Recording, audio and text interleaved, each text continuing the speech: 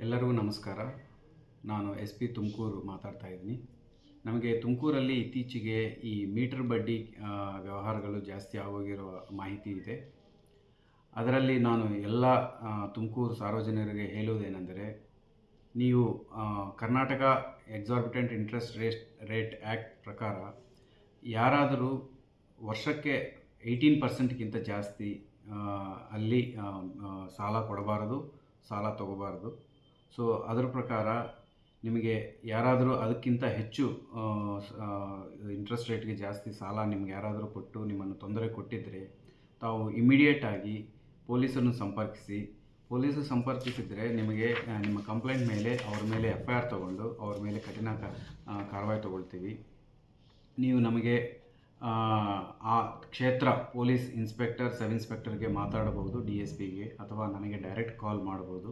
ನಮ್ಮ ಎಲ್ಲ phone numbers ನಿಮಗೆ ಪಬ್ಲಿಕ್ ಡೊಮೈನಲ್ಲಿದ್ದಾವೆ. ಜೊತೆಗೆ ಒಂದು ಕಾಮನ್ ನಮ್ಮ command control room phone number ಒಂದು ಹೊಸದು ಇದು ರಿಲೀಸ್ ಮಾಡ್ತಾ ಇದ್ದೀವಿ.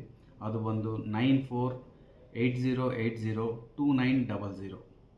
ಸೊ ಈ ನಂಬರ್ ಮತ್ತೆ ಹೇಳ್ತಾ ಇದ್ದೀನಿ, 9480802900.